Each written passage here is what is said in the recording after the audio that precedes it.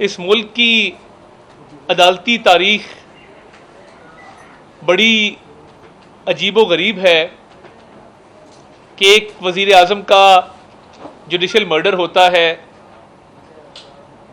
कई वज़ीर आज़म को घर भेज दिया जाता है जिनका कसूर कोई नहीं था।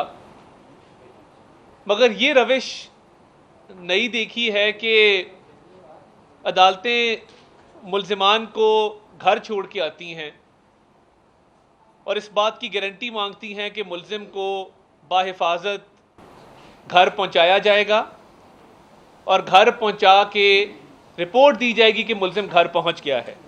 मैं तो नहीं जानता था, मगर इमरान नियाज़ी साहब ने बताया कि पंजाब का सबसे बड़ा डाकू कौन होता है। हमें बिल्कुल आइडिया नहीं था और हमारे तो बड़े अच्छे रवाबित थे।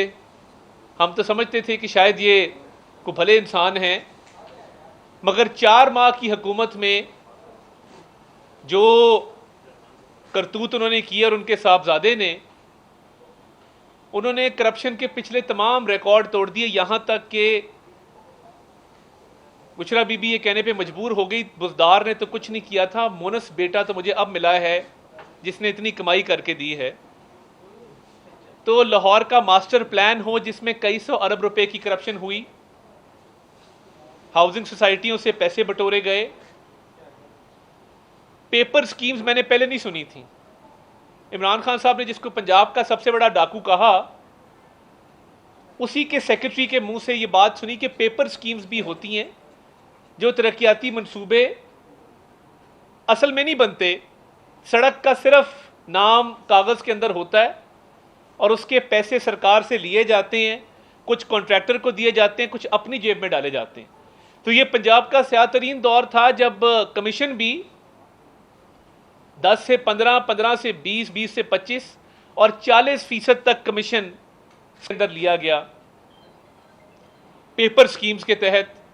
अब पेपर स्कीम्स अपनी जगह पे, लाहौर का मास्टर प्लान अपनी जगह पे, इसके साथ साथ जो गरीब अवाम के हक पे डाका डाला गया कि जो पैसे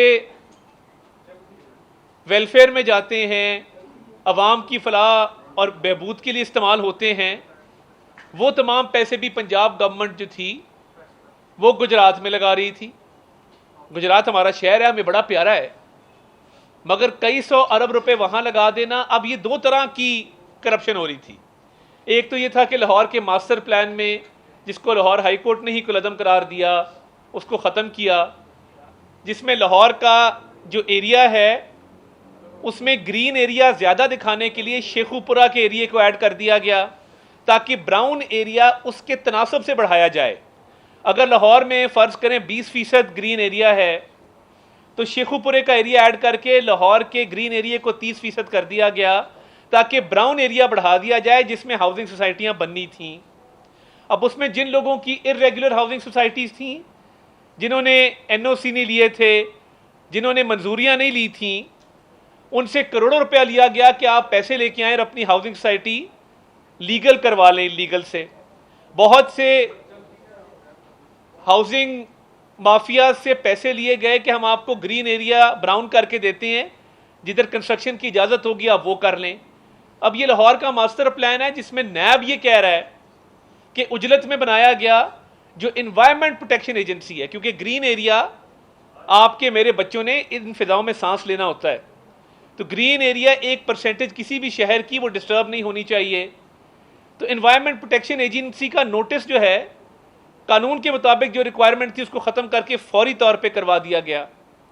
LDA की बोर्ड की मीटिंग उजलत में करवाई गई, जल्दी करवाई गई, क्योंकि कई सौ अरब रुपया पंजाब के सबसे बड़े डाकू ने लेना था।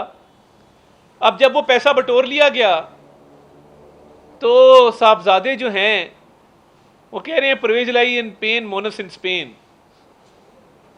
बुजुर्गी की इस हालत में अपने वालिद को तने तना छोड़ के जो बेटा बाहर अयाशी कर रहा हो, लंदन के महंगे तरीन होटलों में क़याम कर रहा हो, ऐशो इशरत की ज़िंदगी गुजार रहा हो, जिसका रोज़ाना का ख़र्चा कई हज़ार पाउंड का हो, उस पर क्या कहना कि जब बाप वज़ीर आला था तो मुकम्मल अयाशी यहाँ पे थी, जैसे ही बाप पर मुश्किल आई भाग दौड़े बाहर के मुल्क।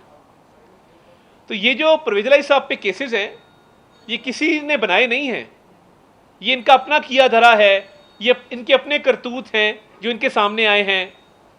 इस पर अफसोस ये है कि एक के बाद एक जब वो तहकीकाती इदारे की तहवील में हैं, जिस्मानी रिमांड पर हैं, उनको बुला के छोड़ दिया जाता है। ये तो इसी तरह है जिस तरह आप जाते हैं ना चौकों में, वो परिंदे उन्होंने रखे होते हैं, वो कहते हैं पैसे दो परिंदे आज़ाद करवा लो। ये तो मुझे उस तरह का कुकर्तब लगता है। कभी तारीख में नहीं हुआ कि किसी मुल्जिम के लिए कहा जाए इसको घर छोड़ के आओ और तोड़ छोड़ के आओ और इंश्योर करो ये घर पहुंच जाए। भाई उसकी करप्शन का हिसाब किसने लेना है उससे? और आज तारीख में पहली दफ़ा लाहौर हाई कोर्ट ने इस्लामाबाद की जुरिस्डिक्शन में चलें कर सकते हैं, कानूनी तौर पे मान भी ले कर सकते हैं, मगर इसकी इम्प्लीकेशंस हैं। कल को पेशावर हाई कोर्ट कराची के आईजी को बुला लेगी और सिंध हाई कोर्ट केपीके के आईजी को बुला लेगी। आज आपने इस्लामाबाद के आईजी को नोटिस किया, भाई इस्लामाबाद में एक लीगल ऑर्डर के तहत वो नजरबंद हैं। आपने अटक के डिस्ट्रिक्ट एंड सेशन जज को कहा, आप हायरार्की से ही हट गए। आपने कहा कि एडमिनिस्ट्रेशन और पुलिस नहीं। मैं अपने सेशन जज को कहता हूं कि वो बाजियाब करा के गाड़ी में बिठा के लाए जिस तरह किसी ने अगवा किया हुआ है। भाई लाहौर के मास्टर प्लान की अरबों रुपए की करप्शन का हिसाब किसने देना है? पेपर स्कीम्स में जो कमीशन खाया गया उसका हिसाब किसने देना है? डेवलपमेंट स्कीम्स के नाम पे जो एक मकरू धंधा किया गया उसका जवाब किसने देना है? कई सौ अरब रुपए इस कौम के खा गए, गजब खुदा का जो गरीब अवाम पे लगने थे उसका हिसाब किसने देना है? आप सेशन जज को कह रहे हैं कि नहीं गाड़ी में बिठा के ले आओ इसको। आप तब कहां थे जब नवाज शरीफ साहब और शहबाज शरीफ साहब की वालदा की मैयत आई थी और सेशन जज जो एहतसाब अदालत के जज थे उन्होंने कहा था मैंने जिरा करनी है और 4 घंटे जिरा की थी? आप तब कहां थे जब राना सनाउल्लाह पे मंशियात डाली गई थी, बिला वजह डाली गई थी, कैद करने के लिए डाली गई थी और कोई पूछने वाला नहीं था? आप तब कहां थे जब फरियाल तालपुर को रात के अंधेरे में चांद रात पे नैब पकड़ के ले गई थी? आप तब कहां थे जब मरियम नवाज शरीफ को उनके वालिद के सामने गिरफ्तार किया गया था वालिद को अजियत देने के लिए? अगर तब चाहते तो जेल के बाहर से गिरफ्तार किया जा सकता था, नहीं, वो जेल में वालिद के सामने गिरफ्तार करके वालिद को अजियत देना मकसद था। आप तब कहां थे जब एहसन इकबाल जैसा शरीफ आदमी नारोवाल स्पोर्ट्स सिटी के केस में अंदर था? आप तब कहां थे जब आहा चीमा का 3 साल का बेटा और 5 साल का बेटा बिलक बिलक के सवाल करता था कि मेरा वालिद 3 साल घर क्यों नहीं आया? 3 साल की तो सजा हुआ करती है। आप तब कहां थे जब साद रफीक और उसका भाई 1.5 साल जेल में थे? आप तब कहां थे जब हमजा शहबाज शरीफ को 2 साल सिर्फ इसलिए कैद भेजा गया क्योंकि वह नवाज शरीफ का भतीजा और शहबाज शरीफ का बेटा है? उसकी 11 माह की बच्ची को कौन जवाब देता? तब तो आपको ख्याल नहीं आया। आज आप इतने बड़े मुजरिम के लिए कहते हैं कि उसको घर छोड़ के आओ। आज आप इतने बड़े मुजरिम के लिए कहते हैं कि मैं अपनी लाहौर हाई कोर्ट की जुरिस्डिक्शन भी नहीं देखूंगा, मैं अटक के सेशन जज को कहता हूं कि इसको पेश कर दें। आज आपको इंसाफ याद आ गया।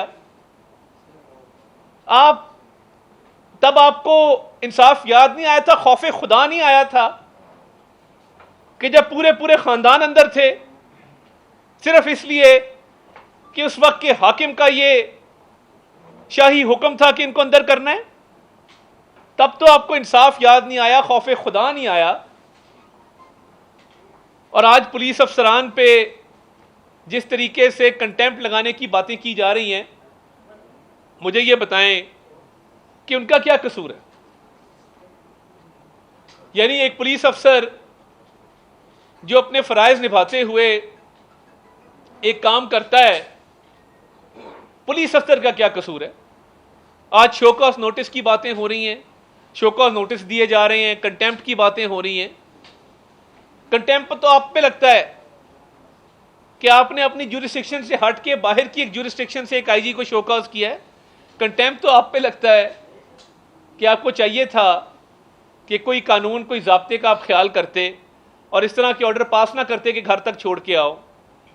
जब जब घर तक छोड़ने के ऑर्डर आएंगे और मुल्जिमान की पुष्ट पनाही रोब्स पहन के बेंच पे मौजूद जजेस करेंगे तो फिर इंसाफ बिकेगा भी और इंसाफ बेतौकीर भी होगा। मैं बस इतनी सी बात आपके सामने रखना चाहता था जो मैं समझता था कि ज़रूरी है कि एक शख्स जिस पे करप्शन के संगीन इल्ज़ामात हैं उसको किस तरीके से out of the way relief दिया जा रहा है। बहुत शुक्रिया आपका।